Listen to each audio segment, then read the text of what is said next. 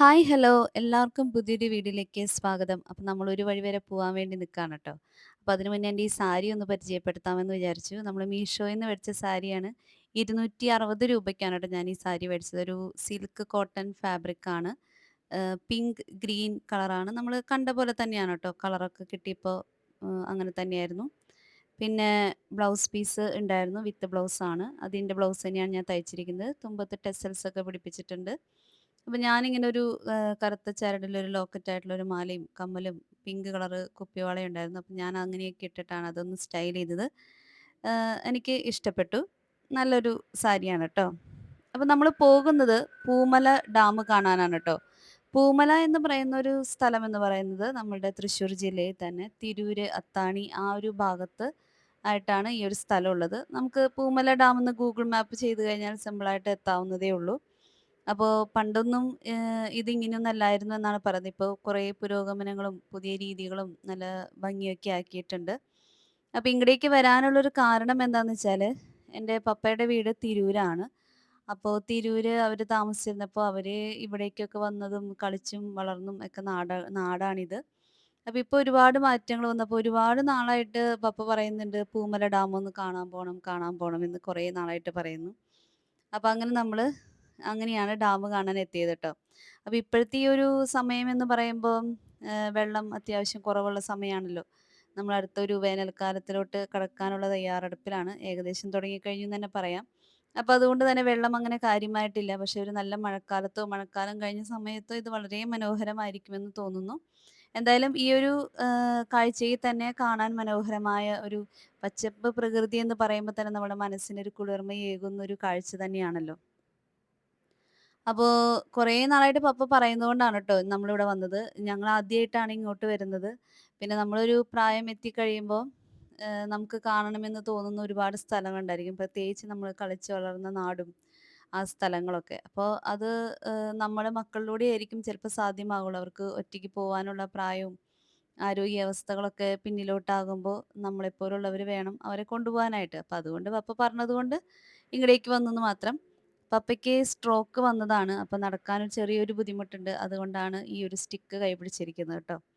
അപ്പൊ അങ്ങനെ ഞങ്ങള് കുറച്ചു നേരം അവിടെ ആ ഒരു മനോഹരമായ പ്രകൃതിയൊക്കെ കണ്ടു. പിന്നെ കുറെ ഫോട്ടോസൊക്കെ എടുത്തു. ഫോട്ടോസ് നിങ്ങള് ഷോർട്സിൽ കണ്ടിട്ടുണ്ടായിരിക്കും. പിന്നെ നമ്മള് വന്ന സമയത്ത് ഒരു 3:30 ഒക്കെ ആയപ്പോ ഞങ്ങള് വീട്ടീന്ന് ഇറങ്ങി. ഒരു 4:45 ഒക്കെ ആയപ്പോ നമ്മള് വീട്ടിലെത്തിയിട്ട്. നമ്മള് വന്ന സമയത്ത് അധികം തിരക്കൊന്നും ഉണ്ടായിരുന്നില്ല. പക്ഷെ നമ്മള് പോരാറാകുന്ന സമയാകുമ്പഴേക്കും വെയിലൊക്കെ ഒന്ന് ആറില്ല. അപ്പൊ ഒരുപാട് ആളുകള് അവിടെ വന്നിട്ടുണ്ട് ട്ടോ. അപ്പൊ നമ്മള് പലപ്പോഴും ആ നാട്ടില് പോയിട്ടില്ല, ഈ നാട്ടില് പോയിട്ടില്ല, അങ്ങനെയുള്ള സ്ഥലങ്ങൾ കണ്ടിട്ടില്ല എന്നൊക്കെ പരാതിപ്പെടുമ്പോൾ നമ്മളുടെ ചുറ്റുവട്ടത്ത് ഒരു ഇത്രയും കിലോമീറ്റർ ചുറ്റളവിലും ഇതുപോലെ കാണാൻ ഭംഗിയുള്ള ഒരുപാട് സ്ഥലങ്ങളും ഒക്കെയുണ്ട്. അതുപോലും നമ്മള് കണ്ടിട്ടില്ല എന്നുള്ളതാണ് സത്യം. നമ്മള് പലപ്പോഴും ടൂറുകൾ പ്ലാൻ ചെയ്യുമ്പോൾ, യാത്രകൾ പ്ലാൻ ചെയ്യുമ്പോൾ കേരളത്തിന് പുറത്തോട്ട് അല്ലെങ്കിൽ ഇന്ത്യക്ക് പുറത്തോട്ടൊക്കെയാണ് ആദ്യം ചിന്തിക്കുക. പക്ഷെ നമ്മുടെ തൃശ്ശൂർ ജില്ലയിലെ അല്ലെങ്കിൽ കേരളത്തിനകത്ത് എന്തുമാത്രം ഭംഗിയുള്ള സ്ഥലങ്ങൾ ഇനിയും ഒരുപാട് സ്ഥലങ്ങൾ കാണാനുണ്ട് ട്ടോ. അപ്പൊ അതൊക്കെ കാണണമെന്നാണ് ആഗ്രഹം. എന്തായാലും നടക്കുമോ ഇല്ലയോ എന്താ അറിയില്ല. നമുക്കതിന് വേണ്ടി ട്രൈ ചെയ്യാം. അപ്പൊ ഡാമിലെ വെള്ളം അവിടുന്ന് തുറന്ന് വിട്ടാൽ പോകുന്ന വഴി ഇതിലെയാണ് ട്ടോ. അപ്പൊ ഇതിലെയാണ് ആ വെള്ളം കുത്തിയൊലിച്ച് പോകുന്ന വഴികള്. ഇപ്പൊ കുറച്ച് കുറച്ച് വെള്ളം ഇങ്ങനെ അവിടെ ഇവിടെയൊക്കെ ആയിട്ട് കെട്ടി നിക്കുന്നുണ്ട്. പിന്നെ ഈ ഒരു കെട്ടി നിക്കുന്ന ഒരു അവസ്ഥയായതുകൊണ്ട് തന്നെ വെള്ളത്തിന് ആ ഒരു എന്താ പറയാ പ്യൂരിറ്റി കുറവാണ്. ഒഴുകുന്ന വെള്ളത്തിൽ എപ്പോഴും മാലിന്യങ്ങൾ കുറവായിരിക്കും. ഇപ്പൊ അത് കെട്ടി നിൽക്കുന്ന അവസ്ഥയായതുകൊണ്ട് തന്നെ ആ വെള്ളമൊന്നും അത്ര ക്ലിയർ അല്ല. എന്നാലും അതില് ആളുകൾ ഇറങ്ങി കൈയും കാലും കഴുകുന്നു. ഏഹ് കുട്ടികളൊക്കെ ഉം, ഒന്ന് തല നനച്ച് കേറുന്നതൊക്കെ കണ്ടു. അപ്പൊ ഞങ്ങളെന്തായാലും ഒരു ചെറിയൊരു യാത്ര, വളരെ കുഞ്ഞൊരു യാത്രയാണെങ്കിലും അത് അവരെ കൊണ്ട് കാണിക്കാൻ സാധിച്ചല്ലോ. പിന്നെ എന്താ പറയാ, അവർക്ക് ഇതൊക്കെ അവരുടെ മനസ്സിലേക്ക് കാണണമെന്ന് ആഗ്രഹിക്കുന്ന ഒരു കാര്യം നേരിട്ട് കാണുമ്പോൾ അത് വലിയ കാഴ്ചകളാണ്. മറ്റുള്ളവർക്ക് അതൊരു ചെറിയൊരു വിഷൻ ആണെങ്കിലും അവർക്കത് ഒരുപാട് എന്താ പറയാ സന്തോഷം നൽകുന്ന ഒന്നാണ്.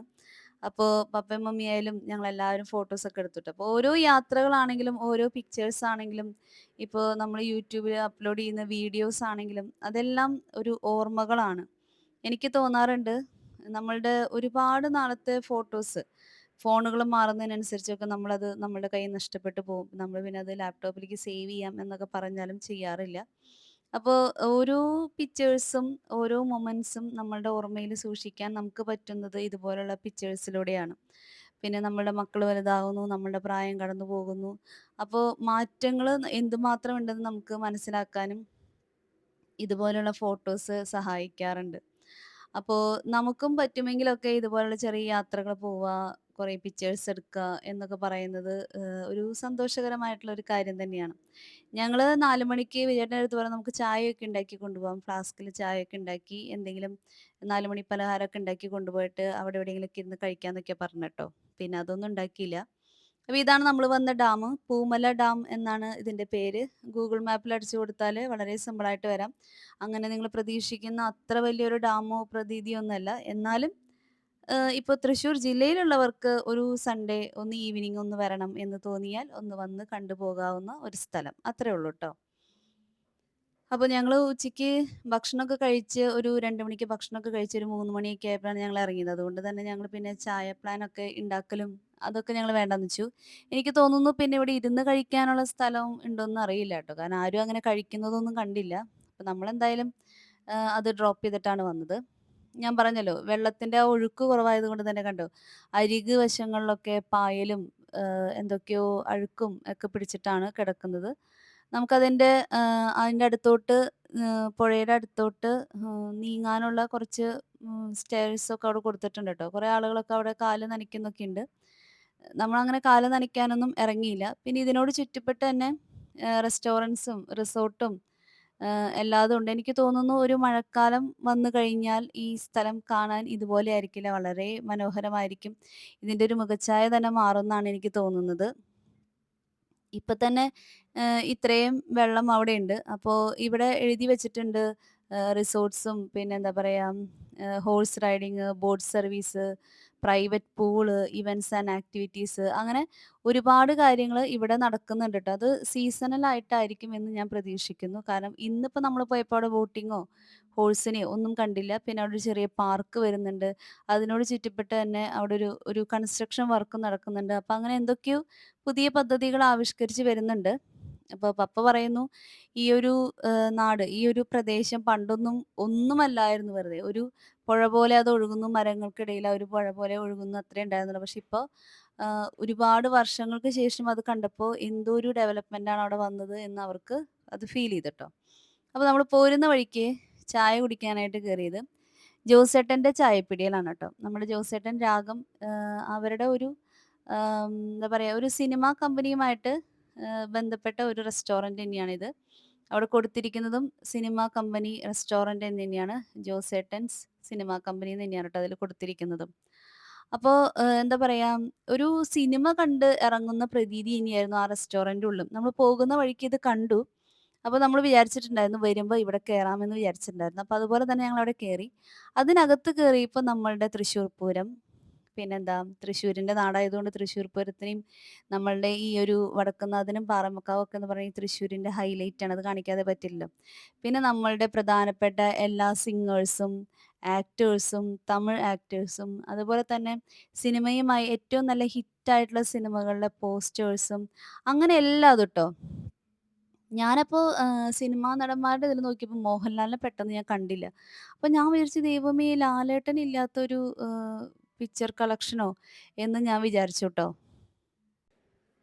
ഞാനാണെങ്കി ഒരു ലാലേട്ടൻ ഫാനാണ് ട്ടോ.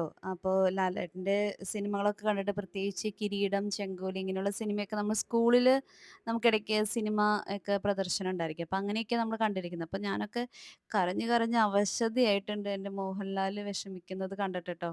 അപ്പൊ അങ്ങനെ ഒരു ലാലേട്ടൻ ഫാനാണ് ഞാൻ. അങ്ങനെ കാര്യമായ ആരാധനയൊന്നുമില്ല. എന്നാലും ഉള്ളവരില് ലാലേട്ടനോടുള്ള ആ ഒരു സ്നേഹം നമുക്ക് കുഞ്ഞായിരിക്കുമ്പോ തൊട്ടുള്ളതാണല്ലേ. അപ്പൊ ആ ഒരു ഇത്. അപ്പൊ ഞാനത് കണ്ടില്ല ഇപ്പൊ പെട്ടെന്ന് ഞാൻ ഞെട്ടിപ്പോയി. പക്ഷെ ആളവിടെ ഉണ്ടായിരുന്നു. അപ്പൊ അവിടെയുള്ള എല്ലാ കാര്യങ്ങളും സിനിമ ബന്ധപ്പെട്ടതായിരുന്നു ട്ടോ. അപ്പൊ ഓരോ പടങ്ങൾ കൊടുത്തിട്ട് ഗെസ് ദ സോങ് ന്ന് കൊടുത്തിട്ടുണ്ട്. അതുപോലെ ഓരോ കഥാപാത്രങ്ങൾ കൊടുത്തിട്ട് ഇതേത് സിനിമയിലെ കഥാപാത്രങ്ങളാണ് എന്നും, പിന്നെ ഇതുപോലെ തന്നെ പാട്ടുകളുടെ ഓരോ രംഗങ്ങളും ഓരോ ഭാഗം കൊടുത്തിട്ട് ഗെസ് ദ സോങ്. അങ്ങനെ എല്ലാം സിനിമയുമായി ബന്ധപ്പെട്ട കാര്യങ്ങൾ. നമ്മളൊരു സിനിമാ കമ്പനിയില് കേറിയതുപോലെ തന്നെയാണ് ആ റെസ്റ്റോറന്റില് ഫീൽ ചെയ്തത് ട്ടോ. നല്ല വിശാലമായിട്ടുള്ള റെസ്റ്റോറന്റാണ്. ഇഷ്ടംപോലെ സീറ്റുകളുണ്ട്. പിന്നെ ഫുഡിന്റെ കാര്യം പറയാതിരിക്കാൻ വയ്യ. ദേ നമ്മള് ഒരു സിനിമ ആക്ഷൻ കട്ട് ക്യാമറ ഒക്കെ പറയുന്ന ആ സംഭവം ഓരോ ടേബിളും ഇരിക്കുന്നുണ്ട്.